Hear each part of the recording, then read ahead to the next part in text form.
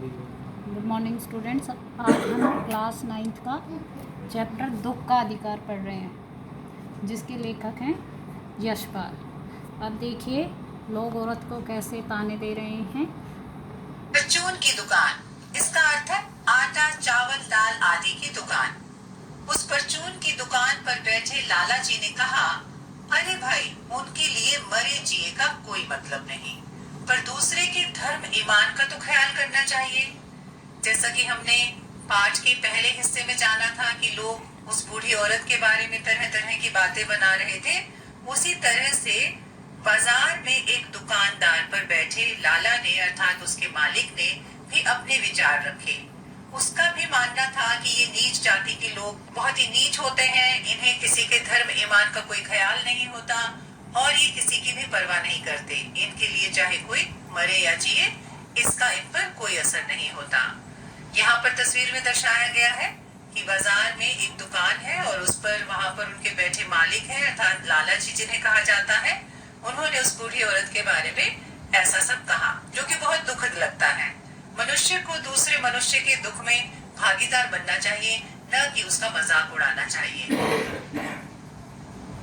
जवान बेटे के मरने पर 13 दिन का सूतक होता है। सूतक का अर्थ है जब किसी के परिवार में कोई मरता है या पैदा होता है, उस समय कुछ लगभग 13 दिन का सूतक होता है। अर्थात इन दिनों कोई भी बाहर का व्यक्ति उनसे मिलने नहीं आ सकता। खास तौर से उनके परिवार के ही लोग उनसे मिलने आ सकते हैं, कोई बाहर का व्यक्ति उनसे मिलने नहीं आता। कुछ इस तरह के अंधविश्वास फैले हुए हैं कि इस समय किसी को छू लेने से उन्हें शायद कुछ हो जाएगा, कुछ बुरा हो जाएगा उनके साथ। ऐसी भावना लोगों के मन में घर कर गई है, लेकिन वास्तव में ऐसा नहीं है। हमें किसी भी तरह की अंधविश्वास या रूढ़ियों को महत्वता नहीं देनी चाहिए, बल्कि तर्क के साथ उस बात को समझना चाहिए। आगे बढ़ते हैं। और वह यहाँ सड़क पर बाजार में आकर खरबूजे बेचने बैठ गई।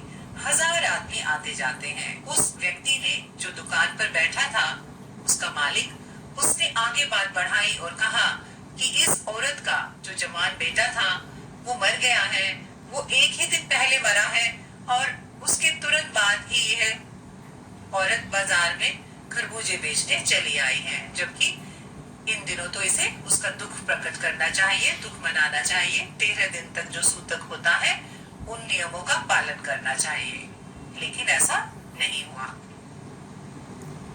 कोई क्या जानता है कि इसके घर में सूतक का अर्थ हम दोबारा से यहाँ पर स्पष्ट कर रहे हैं। परिवार में किसी बच्चे के जन्म होने या किसी के मरने पर कुछ निश्चित समय तक परिवार के लोगों को न छूना, अर्थात कुछ समाज में अंधविश्वास और कुछ अजीब से बंधन बनाए हुए हैं कि लोग उन्हें छू नहीं सकते, अनजान या बाहर के लोग उनसे कोई संपर्क नहीं रख सकते, तरह तरह के। ये एक हास्यास्पद सा प्रतीत होता है। कोई इसके खरबूजे खा ले तो उसका ईमान धर्म कैसे रहेगा? क्या अंधेर है।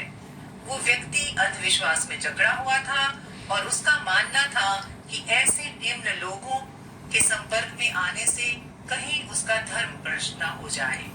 इन निम्न लोगों को भी हम जैसे लोगों का ख्याल रखना चाहिए, हमारे धर्म ईमान की भी चिंता रखनी चाहिए, जबकि इन्हें अपने धर्म ईमान की तो कोई चिंता होती नहीं है। इनके लिए कोई मरे या जिए, इन्हें कोई फर्क नहीं पड़ता है। ये तो अपना पेट भरना ही जानते हैं। इस तरह की बातें लोग बना रहे थे उस बूढ़ी औरत के बारे में, जो कि लेखक को बहुत ही बुरा लग रहा था। पास पड़ोस की दुकानों से पूछने पर पता लगा कि उसका 23 वर्ष का एक जवान लड़का था। लेखक उस स्त्री के बारे में जानना चाहते थे, लेकिन सीधे तौर पर उस बूढ़ी औरत से पूछना उनके लिए कुछ दुष्कर प्रतीत हो रहा था। वे समाज के बनाए गए बंधनों में जकड़े हुए थे, उन पर भी उन संस्कारों का प्रभाव साफ दिखाई दे रहा था। उनका मन तो कहीं अंदर ही अंदर बेचैन था। उस बूढ़ी औरत के दुख को वो जानना चाहते थे, लेकिन इस बारे में उन्होंने आसपास के लोगों से पूछा कि आखिर इस औरत के साथ हुआ क्या है। तो वहां पर पूछने पर उन्हें पता चला कि इस बूढ़ी औरत का एक 23 बरस का जवान लड़का था, उसकी कल ही मृत्यु हुई है। घर में उसकी बहू और पोता पोती है। लड़का शहर के पास 1 बीघा बीघा भर जमीन में कचियारी का अर्थ है खेतों में तरकारी आदि की खेती करना, अर्थात फल सब्जियां उगाकर अपना गुजारा करना। ऐसा करके ही परिवार का निर्वाह करता था। निर्वाह का अर्थ है गुजारा। उसकी थोड़ी सी जमीन थी गांव में, जिसमें वो फल सब्जियां उगाता था और बाजार में लाकर बेचता था। इस तरह से उनके परिवार का गुजारा होता था।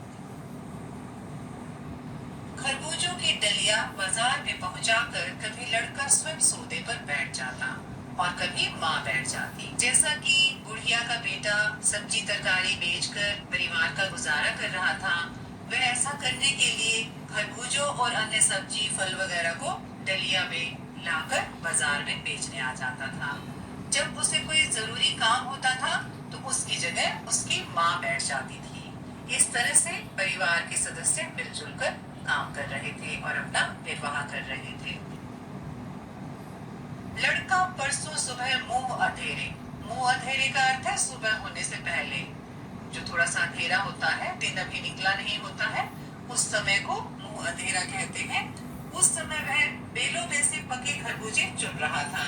जैसा कि यहाँ तस्वीर में दर्शाया गया है, एक युवा व्यक्ति जो कि बुढ़िया का लड़का है और वो खरबूजे तरकारी वगैरह खेत में जो उसने उगाई हुई है वहां से वो एकत्रित कर रहा है बाजार में बेचने के लिए। बुढ़िया का लड़का यही काम करके अपने परिवार का गुजारा करता था। गीली मेड़ का अर्थ है क्यारी। जैसा कि हम जानते हैं, भगवाना अपनी छोटी सी जमीन में, जो कि 1.5 बीघा जमीन थी उसके हिस्से में, वहां पर वह फल तरकारियां वगैरह उगाकर अपने घर का गुजर बसर करता था। उसने खेत में छोटी छोटी क्यारियां बनाई हुई थी जिसमें उसने फल सब्जियां उगाई हुई थी और उसकी तरावट में विश्राम करते हुए, तरावट का अर्थ है गीली सतह। जैसा कि फल सब्जियों को उगाने में पानी की मदद की जरूरत होती है, तो उसने अपने खेत में क्यारियों में पानी दिया हुआ था। इसकी वजह से उसके खेत की जो जमीन थी, उसकी जो सतह थी वो गीली हुई थी और उस गीली सतह में वो विश्राम करते हुए अर्थात आराम करते हुए एक सांप पर लड़के का पैर पड़ गया। यहाँ पर लड़के की जो बात हो रही है वो भगवाना के बारे में ही बात हो रही है। अनजाने में जब वह विश्राम कर रहा था, उस गीली सतह में लेटा हुआ था, तो उस समय उसका पैर गलती से एक सांप पर पड़ गया और सांप ने लड़के को डस लिया। जैसा कि हम सभी जानते हैं कि सांप के जहर से किसी भी व्यक्ति या किसी भी प्राणी का बचना असंभव होता है, तो सांप बहुत ही जहरीला था। सांप ने जैसे ही भगवाना को डसा और वह तड़पने लगा और थोड़े ही समय बाद बेहोश हो गया। ऐसा देखकर उसके परिवार के सदस्य, उसकी बूढ़ी माँ बेचैन हो उठे और उसे बचाने के तरह तरह के प्रयास करने लगे। लड़के की बुढ़िया माँ बावली होकर ओझा का अर्थ है झाड़ फूक करने वाला देसी वैद्य, जो कि झाड़ फूक तंत्र मंत्रों के द्वारा किसी मरीज का या बीमार व्यक्ति का इलाज करने का ढोंग करते हैं। वास्तव में वो इस तरह का कोई ज्ञान नहीं रखते हैं, लेकिन गांव देहात में इस तरह के बहुत सारे व्यक्ति पाए जाते हैं। जैसा कि उसकी माँ अनपढ़ थी, उसे ज्यादा ज्ञान नहीं था, उसका विश्वास था कि मेरे बेटे पर जो विपदा आन पड़ी है, किसी देवी का प्रकोप है, उसके साथ जो दुर्घटना घटी है, उसका विश्वास ओझा के द्वारा किए जाने वाले झाड़ फूक द्वारा उपचार जो होता है उसमें था। इसलिए वह ओझा को बुला लाई ताकि वह उसके बेटे का उपचार कर सके और वह ठीक हो जाए। झाड़ना फूकना हुआ, ओझा ने आकर अपनी प्रक्रिया शुरू की, उसका इलाज करना शुरू किया, तंत्र मंत्रों का जाप करना शुरू किया, नागदेव की पूजा हुई। जैसा कि तरह तरह के पाखंड और पूजा करते हुए दिखाई देते हैं, ये ओझा लोग इनके चक्रों में पड़कर गरीब लोग बहुत कुछ अपना नुकसान कर बैठते हैं। ऐसा आजकल भी कहीं न कहीं देखने को जरूर मिल जाता है, जो कि एक अंधविश्वास को दर्शाता है। पूजा के लिए दान दक्षिणा चाहिए। जैसा कि वो एक ओझा था, उपचार के बदले वो कुछ न कुछ दान दक्षिणा चाहता था। जैसा कि वो बहुत ही गरीब परिवार से थी, उनके पास ज्यादा कुछ देने को नहीं था, पर फिर भी जो कुछ भी था उस स्त्री के पास उसने अपना सब कुछ दांव पर लगाकर अपने बेटे को बचाना चाहा, लेकिन वह नहीं बच सका।